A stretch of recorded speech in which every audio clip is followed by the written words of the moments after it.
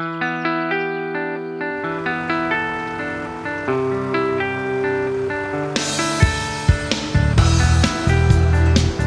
l'image des autres productions agricoles, la production cidricole c'est totalement spécialisé. Si on remonte aux années 50, où les exploitants agricoles produisaient à la fois de la viande, du lait, du beurre et un peu de cidre, une partie de leur production était écoulée à travers le circuit coopératif et une autre partie de la production était écoulée en vente directe, ce qui assurait une bonne partie du revenu de la ferme. Aujourd'hui, on ne peut plus imaginer une exploitation qui produirait à la fois autant de produits dans la mesure où les investissements seraient considérables et d'autant plus que le consommateur désire retrouver un produit constant, régulier tout au long de l'année. Nous avons décidé en 1990 de partir sur une production cidricole et de transformer la totalité de notre production.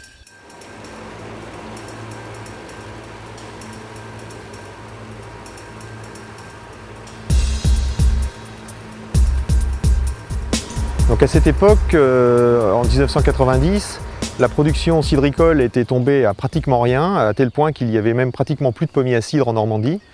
Donc pour démarrer cette production, nous avons dû commencer par planter nos pommiers. Donc on a planté un peu plus de 6000 pommiers.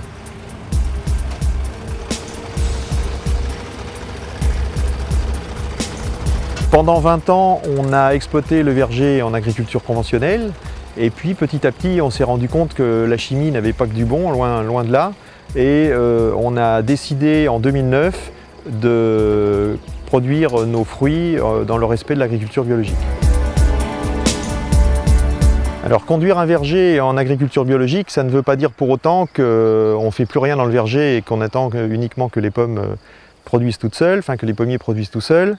On a en revanche une approche différente de la conduite du verger, à commencer par respecter un petit peu tout ce qu'il peut y avoir dans le verger à travers l'écosystème avec les insectes et les oiseaux.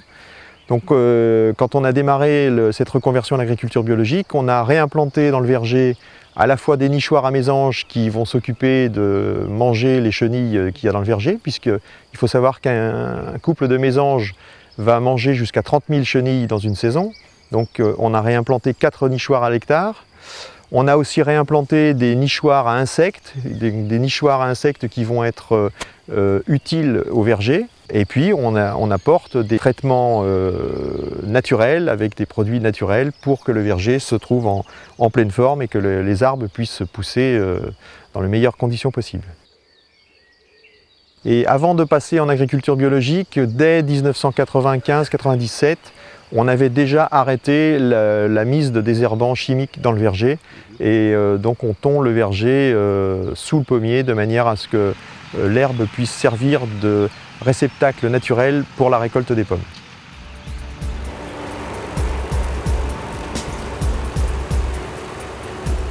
Donc on a planté nos vergers sur des sables typiques du Perche, sur des coteaux sud-sud-est bien ensoleillés. On n'a pas des rendements phénoménaux, on ne recherche pas nous la quantité mais on recherche la qualité. Donc les fruits qui vont être produits par ce verger seront sans doute moins importants en termes de quantité mais avec une richesse en sucre beaucoup plus importante et qui va nous assurer une qualité vraiment supérieure à nos produits.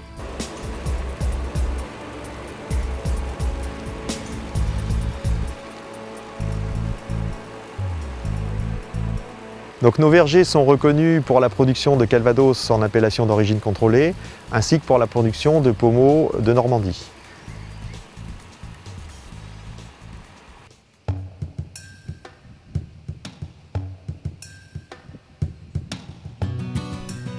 Alors la récolte des fruits va démarrer à partir de la mi-octobre et va durer jusqu'à peu près la fin décembre.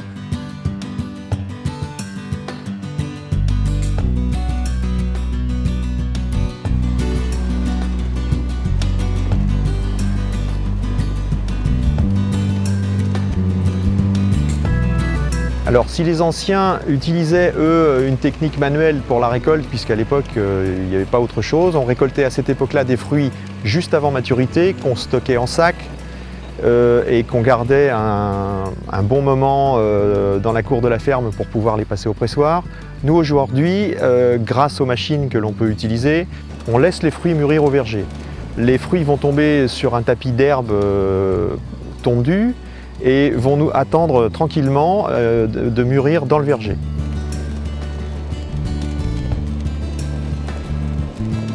La machine nous permet de récolter une dizaine de tonnes par jour. C'est une machine de taille humaine qui nous permet de travailler tranquillement. Et les fortes années de production, on va avoir la possibilité de passer 2 à 3 fois sous l'arbre au fur et à mesure que les fruits vont tomber.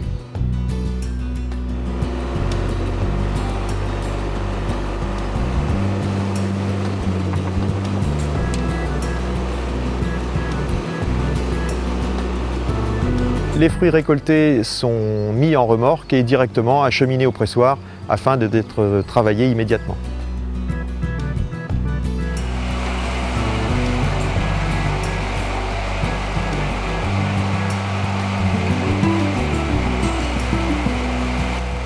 Alors comme ils ont été récoltés à la machine, les fruits sont un peu salis, sont terreux, donc on a un système qui nous permet à la fois de transporter les fruits avec de l'eau, mais qui permet aussi de les déterrer, donc qui procède à un prélavage du fruit. Les fruits vont être ensuite triés, on va retirer systématiquement tous les fruits abîmés, tous les fruits pourris, là encore pour préserver l'extrême qualité de nos produits. Après le tri, les fruits vont être lavés en eau courante, puis rincés.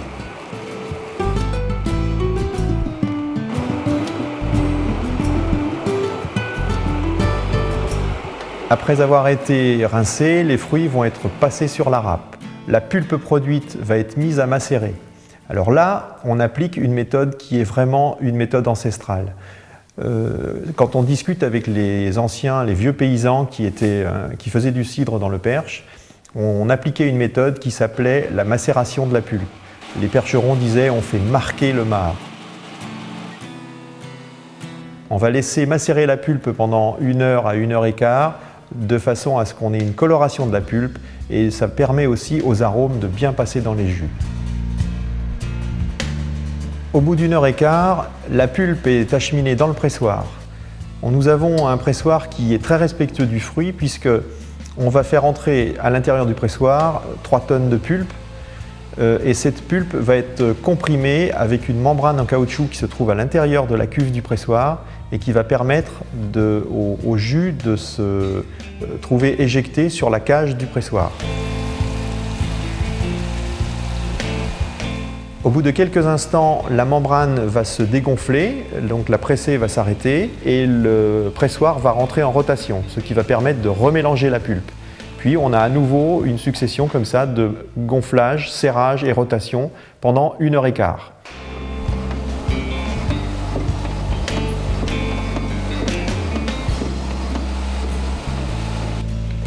On extrait avec ce pressoir 650 litres de jus par tonne.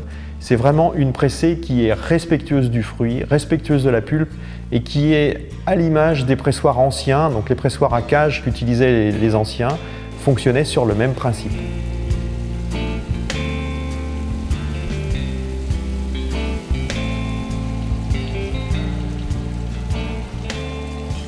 Au bout d'1 heure et quart, quand la pressée est terminée, on va extraire le marc du pressoir, donc sur le tapis roulant, et ce marc de pomme épuisé va être chargé en remorque et on le donne à nos voisins agriculteurs qui s'en servent comme aliment du bétail.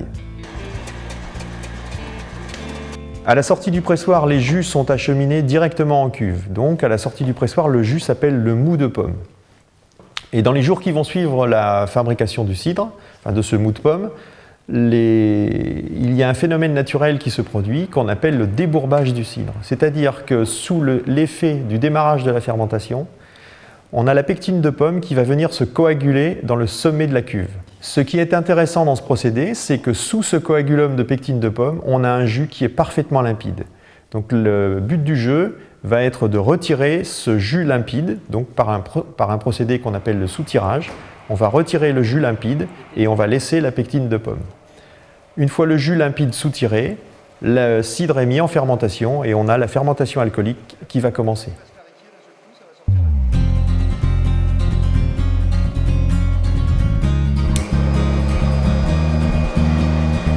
Au bout de plusieurs mois, entre 2 et 4 mois, ça dépend des années, ça dépend des températures, ça dépend de la nature en fait, le cidre va être arrivé à un stade pour lequel on va pouvoir mettre en bouteille. On va donc procéder à une filtration. Les anciens, eux, ne filtraient pas le cidre, mettaient en bouteille uniquement en ayant fait quelques soutirages, mais ça avait quand même pour incidence que bien souvent les cidres étaient rendus totalement intransportables puisqu'on ne savait pas du tout ce qu'on laissait comme ferment dans la bouteille. Donc nous, pour arriver à avoir des produits qui sont bien stabilisés, on va procéder à une filtration qui va permettre de délevurer le produit.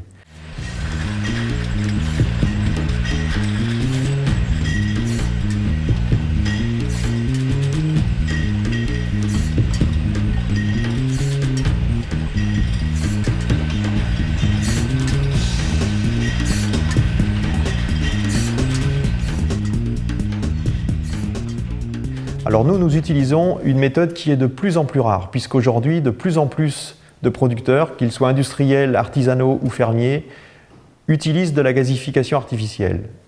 Chez nous, nous faisons la mise en bouteille en fermentation naturelle en bouteille, c'est-à-dire que la fermentation, le gaz qui est dans la bouteille est totalement naturel et est issu d'une seconde fermentation en bouteille qui va se produire sur 3 à 4 mois après la mise en bouteille. Nos cidres ne sont pas pasteurisés ni gazéifiés. C'est vraiment la méthode la plus ancestrale qui soit sur le procédé de fabrication.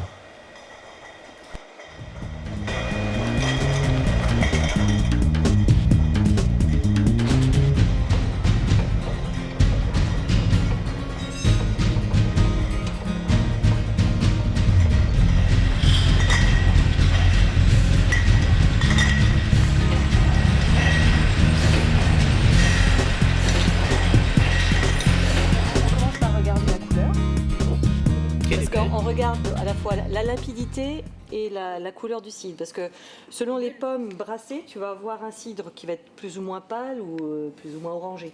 Alors de même que le cidre, le calvados et les autres produits étaient des produits qui étaient devenus de plus en plus rares. Donc tout naturellement, nous avons décidé de produire, en plus des cidres, des calvados, des jus de pommes, mais aussi le vinaigre de cidre, les confitures de cidre, le pommeau de Normandie et le trahan.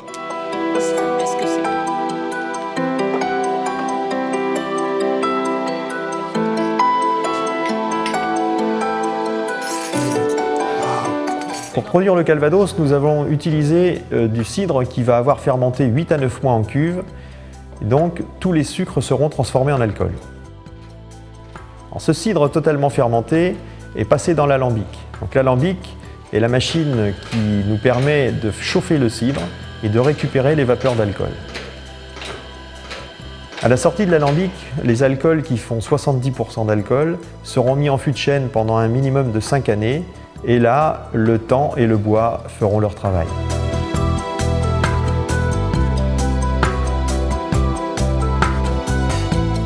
Alors pendant 20 ans, on a travaillé dans une ancienne exploitation agricole. Les bâtiments n'étaient plus vraiment adaptés à nos besoins, et d'autant plus que nous avions envie de mieux accueillir le public. Donc, dès l'année 2010, nous avons reconstruit une nouvelle cidrerie qui répond aux normes haute qualité environnementale. C'est un lieu dans lequel aujourd'hui on peut travailler facilement, dans le respect des normes sanitaires du moment. C'est un lieu dans lequel on peut mieux accueillir le public. Aujourd'hui, les gens peuvent venir à la cidrerie pour visiter la cidrerie, donc découvrir notre métier, mais aussi s'installer pour une collation, un moment de détente, un moment de convivialité.